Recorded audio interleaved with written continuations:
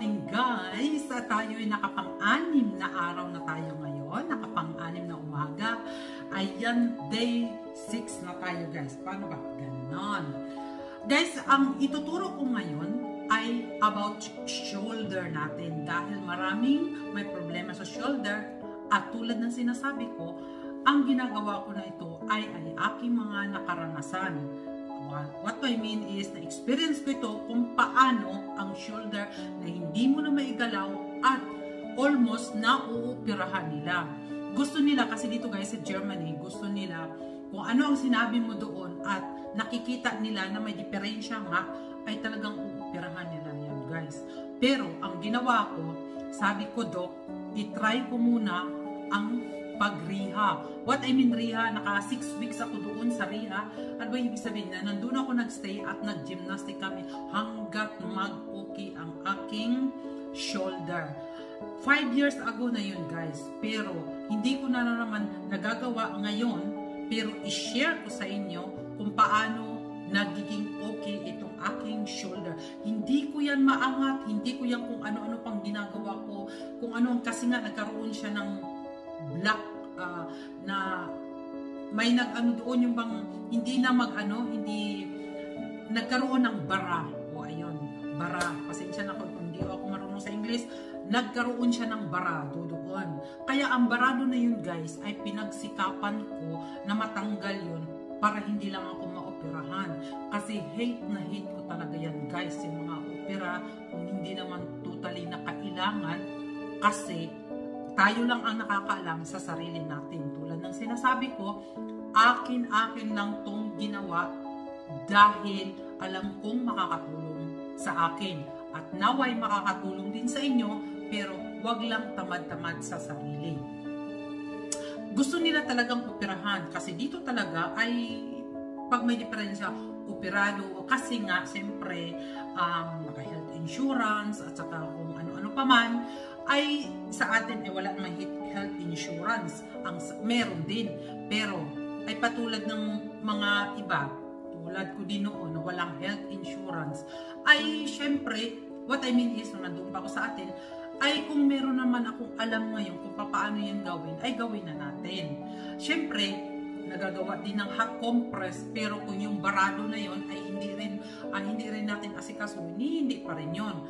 Kaya guys, ang ituturo ko sa inyo ngayon ay about shoulder na hindi na maangat, halos upirahan na to guys. Pero bago ko yan ipakita sa inyo guys, kung maaari, bago kayo tumayo sa higaan, pag gumising kayo sa umaga o sa hapon o tanghali o hindi ko alam kung kailan kayo nagigising, kung nagigising pa nga ba, sana nga naman, praise God, mga gigising. Hindi, what I mean is, pag magising tayo sa umaga, kung nakapagdasal na kayo o nakapangros na kayo guys, wag muna kayong tatayo dire-diretso. Wag guys, kundi iinat-inatin muna natin yan, mag-inat muna tayo guys, kasi masarap mag-inat bago tayo tumayo. Hindi yung pagkagising mo sa umaga ay tatayo ka na kaagad. O di kaya kung nagmuni-muni kayo sa umaga, di ba gising na kayo, ang kaluluwa pa hindi pa masyado, ay iinat-inatin nyo na guys yung mga paa nyo at yung pang mag-inat. Alam nyo naman siguro guys kung ano yung inat, di ba? So yun guys ang ginagawa ko bago ako tayo sa umaga. Tuwing umaga yan. Pag tumayo tayo sa higaan, iinatin natin guys ang ating sarili. What? Ano lang naman yung 1 minute, o di ba? Kahit may seconds kayo dyan, basta ininat nyo ang inyong katawan bago kayo mag-start sa umaga. Nakapagdasal na, bago kayo mag-start, bago kayo tumayo, ay iinat-inatin nyo guys yung sarili nyo. Kung alam nyo na siguro, para madali tayo guys, ay ito na ipakita ko lang sa inyo kung ano paano iikot-ikutin ang ating shoulder. At saka bago ko yung start nga pala, kung meron kayong problema na hindi nyo nga maiangat, ay kahit i-ano nyo lang kung saan, left or the right, basta ingat at hahanapin nyo yan kung saan yung yung bang barado, iibalik nyo, iganon nyo, kung masakit na masakit, paano ba naman yung gaganon na lang, kasi pag uminit yan, iinit yan, gagana na yan, iinit at gagana na yan pag uminit na siya. O diba? Pag mainit na yan, ay gagana na yan siya, guys. Mamadaliin ko lang ang gagawin ko ngayon kasi nga, syempre, matatagalan na naman kayo dyan sa kakasunod sa akin. Kasi dapat kong isabihin kagad muna sa inyo kung ano ang ibig kong sabihin para naman maunawaan nyo. Kasi pagkatapos ng left, mag-right ka naman. Diba? Ayan. Pag gawin nyo yan 10 times, tapos ibalik, pag 10 times na, ibalik nyo na naman yan. Hanapin nyo guys kung saan yung nagkaroon ng barado. O ayan, medyo nagkabara ako. Ayan. Hanapin nyo tapos iki-ay nyo lang yan guys. What I mean is, yung sinabi ko nga, tumurok ng ito, tumurok yan eh. Kaya ako lang ang meron pa siyang konti, pero ginaganon-ganon ko lang. Yung pang sa kaya lang, yung kaya nyo lang. Kasi pag ginagawa nyo yan, every time na may time kayo, kahit saan kayo, gaganunin nyo lang. Ihahanapin nyo kung saan yung barado. Kung saan ba yung bara. Para malaman nyo kung paano. Kasi guys, tayo naman talaga ang nakakalam kung saan hanggang saan yung ating maitatayo ng ating shoulder. Basta't huwag nyo lang biglain at huwag nyo persahin.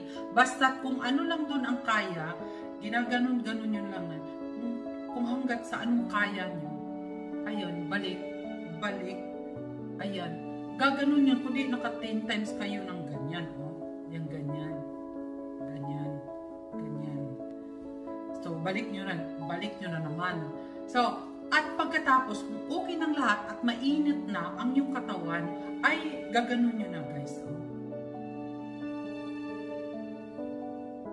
Ayan, ang sarap guys. Ang sarap. So, 10 times forward and backward na naman ay igaganon nyo yan. Ano ba yung ginawa ko? Ano yung forward o backward? Nakalimutan ko na. Masabi ko na sa inyo, makalimutin ako. Kaya kain tayo ng cucumber. Dahil sa katandaan natin ay ang cucumber ay nakakatulong yan guys. So, 10 times na pa-front at saka 10 times naman ang paba. So, yun lang guys.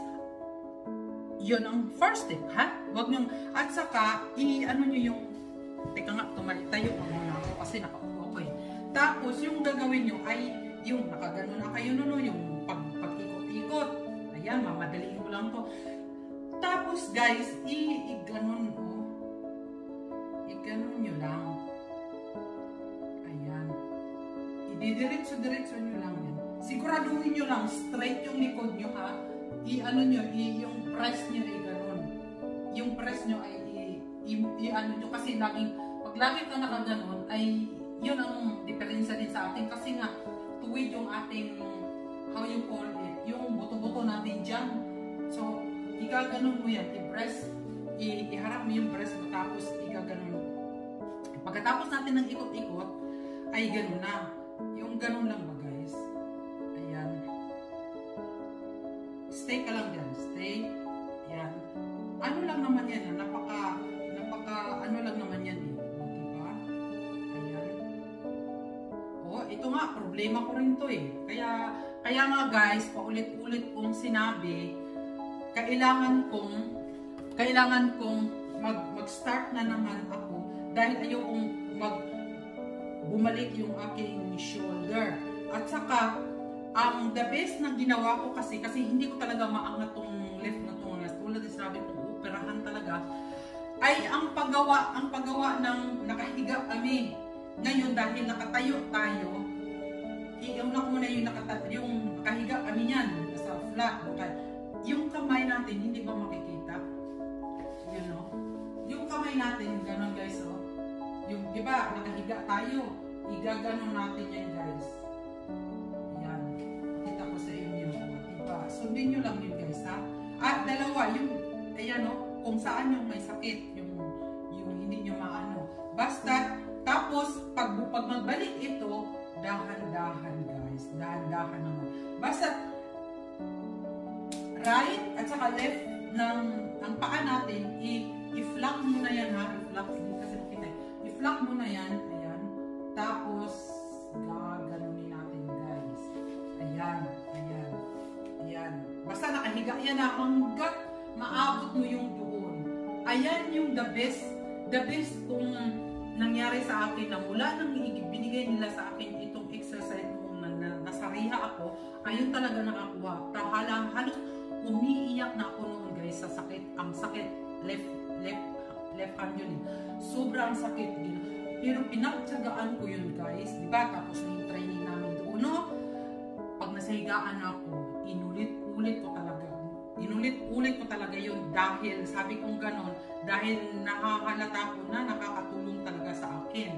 So, ngayon guys, meron naman akong, dahil nakatayo nga tayo, ang gagawin lang natin, itinuro ng asawa ko nga din, ito, ay total, nakatayo tayo o yung ganon guys, o, tapos, yan ay, gawin natin guys, kung nakatayo-tayo at inatin natin, diyan, i-move natin. Pero guys, ang sabi ko lang sa inyo, dahan-dahan lang muna doon sa may nararamdaman. Doon sa taong may nararamdaman sa katawan.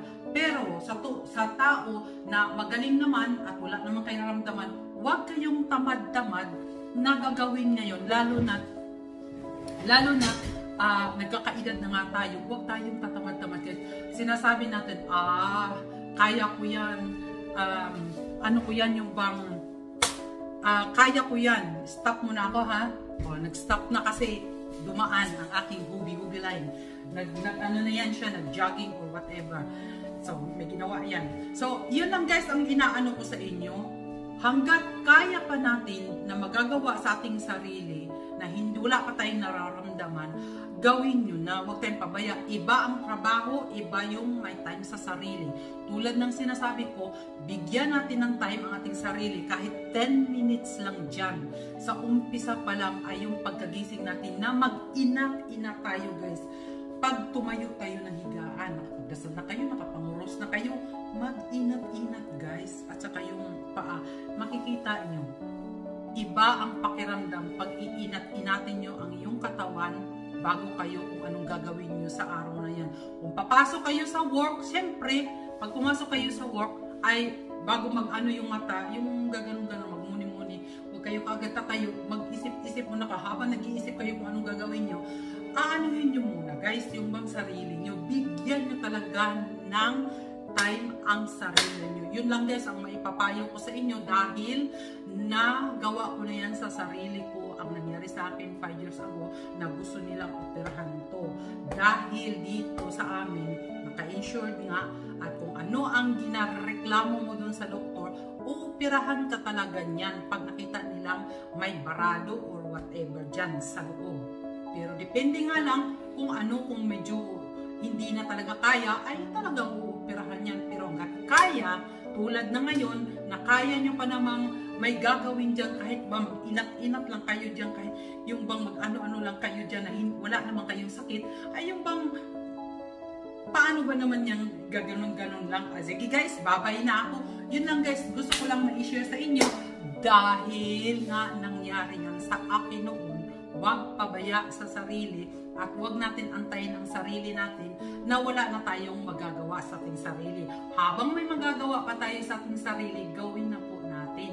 Dahil po ay tayo lang ang makakatulong sa sarili natin. Dahil ang doktor, nagsasabi lang yan sila kung ano ang nirereklamo natin sa ating katawan.